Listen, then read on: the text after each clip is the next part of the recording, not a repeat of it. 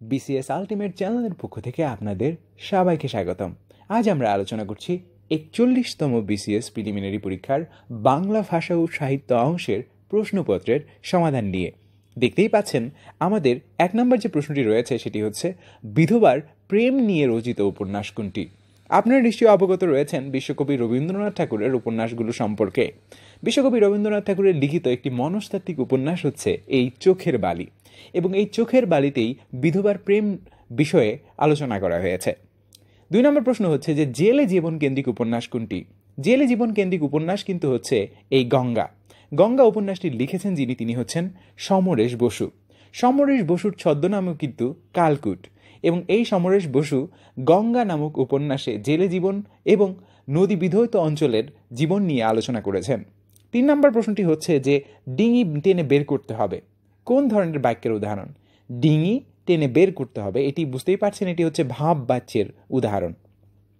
ঠিক আছে, এটি ভাব বাচ্যের উদাহরণ। ৪ নম্বর প্রশ্নটি হচ্ছে যে বাংলা সাহিত্যে কালকুট নামে পরিচিত কে?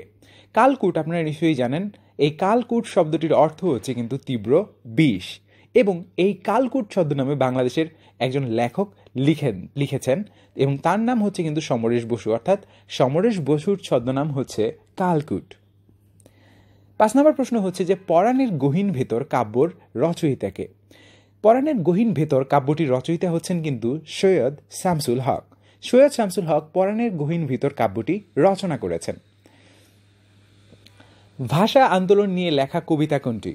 ভাষা আন্দোলন নিয়ে লিখিত কবিতা হচ্ছে স্মৃতিস্তম্ভ। আপনারা নিশ্চয়ই জানেন যে আলাউদ্দিন আল আজাদ রচিত স্মৃতিস্তম্ভ কবিতাটি কিন্তু আপনারা নিশ্চয়ই জানেন যে ভাষা আন্দোলন এর একটি বিখ্যাত কবিতা এই স্মৃতিস্তম্ভ কবিতাটি। এই কবিতাটি কিন্তু লিখেছেন যিনি, তিনি হচ্ছেন আলাউদ্দিন আল আজাদ।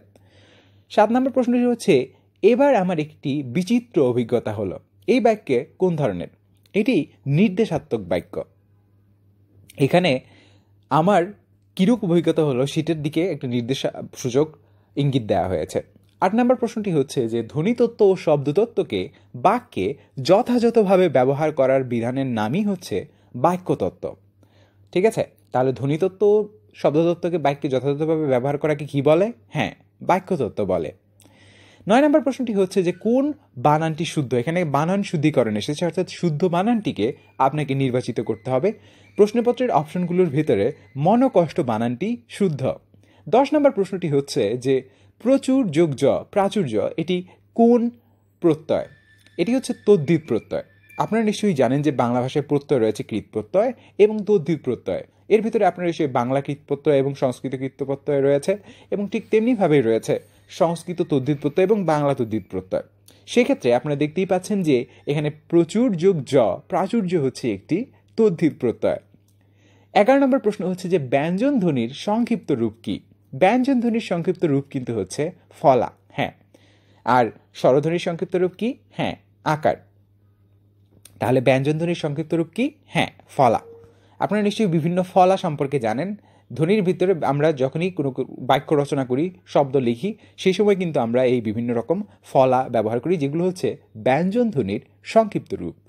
১২ নম্বর প্রশ্নটি হচ্ছে যে পাঁচালিকার হিসাবে সর্বাধিক খ্যাতি ছিল কার? পাঁচালিকার হিসেবে সর্বাধিক খ্যাতি কিন্তু ছিল দাশরথীর। দাশরথীর খ্যাতি সবচেয়ে বেশি ছিল পাঁচালিকা হিসাবে। চারণ কবি হিসাবে বিখ্যাত কে? এই প্রশ্নটির উত্তর খুবই সহজ, আপনারা দেখতেই পাচ্ছেন মুকুন্দ দাস। ঠিক আছে, মুকুন্দ দাস চারণ কবি হিসাবে কিন্তু বিখ্যাত ছিলেন। বিসিএস আলটিমেট চ্যানেলের পক্ষ থেকে আমরা আলোচনা করছি ৪১তম বিসিএস প্রিলিমিনারি পরীক্ষার বাংলা ভাষা ও সাহিত্য অংশের প্রশ্নপত্রের সমাধান নিয়ে। তো চলুন আমরা শুরু করি। ১৪ নম্বর প্রশ্ন হচ্ছে যে রবীন্দ্রনাথ ঠাকুরের নষ্ট নীর গল্পের একটি বিখ্যাত চরিত্র কে? উত্তর হচ্ছে চারুলতা। আপনারা নিশ্চয়ই জানেন যে বাংলা ছোট গল্পের জনক হিসেবে খ্যাত রবীন্দ্রনাথ ঠাকুরের নষ্ট নীর গল্পের একটি বিখ্যাত চরিত্র হচ্ছে এই চারুলতা। রবীন্দ্রনাথ ঠাকুর তার বিভিন্ন গল্পে বিভিন্ন নারী চরিত্রকে খুব সুন্দরভাবে ফুটিয়ে তুলেছেন, এবং বিভিন্নভাবে তিনি নারীবাদকে সম্প্রসারিত করেছেন।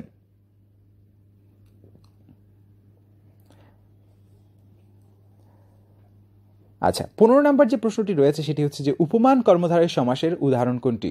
উপমান কর্মধারয় সমাসের উদাহরণ কিন্তু হচ্ছে শশব্যস্ত। এক্ষেত্রে আপনারা দেখতেই পাচ্ছেন যে এক্ষেত্রে উপমান কর্মধারয় সমাস হিসেবে এখানে ব্যস্ত ব্যবহার রয়েছে। আপনারা যদি উপমান কর্মধারয় সমাস চিনতে চান তাহলে আপনাকে একটা খুব সহজ সূত্র ধরে নিতে হবে, সেটা হচ্ছে যে এই সমাসটির পরপদে অর্থাৎ এখানে একটি বিশেষণ থাকবে। এই যে দেখুন ব্যস্ত, এখানে বোঝানো হয়েছে যেটি ব্যাস বাক্য করলে হবে শসের ন্যায় ব্যস্ত। ব্যস্ত, এখানে ব্যস্ত শব্দটি কিন্তু একটি বিশেষণ, যেহেতু এই শব্দের শেষে একটি বিশেষণ রয়েছে এটি হচ্ছে একটি উপমান কর্মধারয় সমাস। 16 নম্বর যে কোশ্চেনটি রয়েছে সেটি হচ্ছে যে অপিনিহিতির উদাহরণ কি। আপনারা নিশ্চয়ই জানেন যে যদি কখনো পরের ইকার আগে উচ্চারিত হয় সেক্ষেত্রে কিন্তু অপিনিহিতি ঘটে। এবং এটা কি বলুন তো, আজি থেকে আইস থেকে আজি বা আজি থেকে আইস যেটা হয়েছে, এই আজি থেকে আইস এটি হচ্ছে অপিনিহিতির উদাহরণ। 17 নম্বর যে প্রশ্নটি এসেছে সেটি এসেছে শব্দার্থ থেকে। আপনারা দেখতেই পাচ্ছেন এখানে যে শব্দার্থ এসেছে সেটি আগে কখনো পরীক্ষায় আসেনি, এটি হচ্ছে কুশিতজীবী। কুশিতজীবী শব্দটির অর্থ হচ্ছে যে ব্যক্তি টাকা সুদে লাগিয়ে সেখান থেকে উপার্জন করে, অর্থাৎ টাকা লাগিয়ে যে সুদ খায় তাকেই কুশিতজীবী বলা হয়ে থাকে। 18 নম্বর প্রশ্নটি হচ্ছে যে অভাব অর্থে ব্যবহৃত হয়েছে কোন উপসর্গটি। এক্ষেত্রে আলুনি অভাব অর্থে ব্যবহৃত হয়েছে। আলুনি শব্দটি দ্বারা আপনারা দেখতে পাচ্ছেন আ নামে এখানে একটি উপসর্গ ব্যবহৃত হয়েছে এবং এই আ উপসর্গটি যে অর্থ প্রকাশ করছে সেটা হচ্ছে লুন বা নুনের অভাবকে, অর্থাৎ আলুনি বলতে নুনের অভাব আছে যার তাকে আলুনি বলা হয়। আপনি যদি একজন মানুষকে বলেন যে এই লোকটি আলুনি, এর মানে হচ্ছে যে তার নুন কেনার অর্থাৎ লবণ কেনার সামর্থ্য নেই, সে এতটাই দরিদ্র যে তার নুন কেনার সামর্থ্য নেই, এই কারণেই তাকে আলুনি বলা হয় এবং সেই কারণে অভাব অর্থেই এই আলুনি উপসর্গটি ব্যবহৃত হয়েছে। 19 নম্বর প্রশ্নটি হচ্ছে যে বাংলা ভাষায় প্রথম অভিধান সংকলন করেন কে। এই প্রশ্নটি কিন্তু যথেষ্ট কঠিন। এই প্রশ্নটির উত্তর হচ্ছে রামচন্দ্র বিদ্যাবাগীশ। হ্যাঁ, রামচন্দ্র বিদ্যাবাগীশ হচ্ছেন সেই ব্যক্তি যিনি বাংলা ভাষায় সর্বপ্রথম অভিধান সংকলন করেছেন। অভিধান বলতে আপনারা নিশ্চয়ই জানেন ডিকশনারি বা শব্দকোষকে বোঝানো হয়। অভিধান কি? হ্যাঁ, অভিধান হচ্ছে ডিকশনারি বা শব্দকোষ। যে ব্যক্তি বাংলা ভাষার প্রথম অভিধান সংকলন করেছিলেন তিনি কিন্তু হচ্ছেন এই রামচন্দ্র বিদ্যাবাগীশ। 20 নম্বর প্রশ্নটি হচ্ছে যে সবচেয়ে কম বয়সে কোন লেখক বাংলা একাডেমি পুরস্কার পান। এই প্রশ্নের উত্তর কিন্তু হচ্ছে সৈয়দ শামসুল হক। আপনারা নিশ্চয়ই জানেন সব্যসাচী লেখক সৈয়দ শামসুল হকের কথা। সৈয়দ শামসুল হকের পরাণের গহীন ভেতর একটি বিখ্যাত কাব্যগ্রন্থ এবং আপনারা নিশ্চয়ই জানেন যে তিনি সেই ব্যক্তি যিনি সবচেয়ে কম বয়সে বাংলা একাডেমি নামক এই সম্মানজনক পুরস্কারটি পেয়েছেন। 21 নম্বর প্রশ্নটি হচ্ছে যে সব কিছু নষ্টদের অধিকারে যাবে এই গ্রন্থটির রচয়িতাকে। সব কিছু নষ্টদের অধিকারে যাবে এই গ্রন্থটির রচয়িতা হচ্ছেন হুমায়ুন আজাদ। হুমায়ুন আজাদ আপনারা নিশ্চয়ই জানেন একজন প্রথা বিরোধী লেখক এবং এই হুমায়ুন আজাদের এই সব কিছু নষ্টদের অধিকারে যাবে হচ্ছে একটি বিখ্যাত কবিতা। এই কবিতাটি থেকে প্রশ্ন এসেছে যে এই গ্রন্থটির রচয়িতাকে। এটি হচ্ছে মূলত একটি কাব্যগ্রন্থ। এই কাব্যগ্রন্থ সব কিছু নষ্টদের অধিকারে যাবে লিখেছেন যিনি, তিনি হচ্ছেন হুমায়ুন আজাদ। 22 নম্বর প্রশ্ন হচ্ছে যে মুক্তিযুদ্ধ ভিত্তিক নাটক কি। বিসিএস সহ বিভিন্ন প্রতিযোগিতামূলক পরীক্ষায় আমরা মুক্তিযুদ্ধ ভিত্তিক বিভিন্ন নাটক এবং উপন্যাস এবং কবিতা থেকেও প্রশ্ন আসতে দেখি। এক্ষেত্রে আপনারা দেখতে পাচ্ছেন একটি নাটক সংক্রান্ত প্রশ্ন এসেছে। এটি হচ্ছে কিন্তু কি চাহ শঙ্খচিল। কি চাহ শঙ্খচিল এই নাটকটির যিনি রচনা করেছেন তিনি হচ্ছেন কিন্তু আপনারা নিশ্চয়ই জানেন মমতাজ উদ্দিন আহমদ। তেভাগা আন্দোলন কেন্দ্রিক উপন্যাস কোনটি? হ্যাঁ, তেভাগা আন্দোলন কেন্দ্রিক উপন্যাস হচ্ছে নারাই। শওকত আলীর নারাই উপন্যাসটি হচ্ছে তেভাগা আন্দোলন কেন্দ্রিক উপন্যাস। শওকত আলী আপনারা নিশ্চয়ই জানেন যে বাংলাদেশের একজন বিখ্যাত ঔপন্যাসিক এবং তার এই নারাই উপন্যাসে কিন্তু তেভাগা আন্দোলনের কথা বলা হয়েছে। 24 নম্বর প্রশ্নটি হচ্ছে যে কাজী নজরুল ইসলামের মোট 5টি গ্রন্থ বিভিন্ন সময়ে ব্রিটিশ উপনিবেশিকরা বাজেয়াপ্ত করে। কোন বইটি সবার প্রথম বাজেয়াপ্ত হয়? তাই না? এই প্রশ্নটির উত্তর কি হবে? উত্তর হচ্ছে কিন্তু যুগবাণী। আপনারা নিশ্চয়ই জানেন যে বিদ্রোহী কবি, জাতীয় কবি কাজী নজরুল ইসলামের কথা। কবি কাজী নজরুল ইসলাম বিভিন্ন সময় ব্রিটিশ অত্যাচারীদের বিরুদ্ধে কঠোর হস্তে তার কলম ধরেছেন এবং সেই কারণেই তার বিভিন্ন যে কবিতা এবং কাব্যগ্রন্থ সেগুলো নিষিদ্ধ হয়েছে। তার এ পর্যন্ত 5টি কাব্যগ্রন্থ বিভিন্ন সময়ে ব্রিটিশ উপনিবেশিকরা বাজেয়াপ্ত করেছে। তার ভিতরে সর্বপ্রথম যে গ্রন্থটি বাজেয়াপ্ত হয় সেটির নাম হচ্ছে যুগবাণী।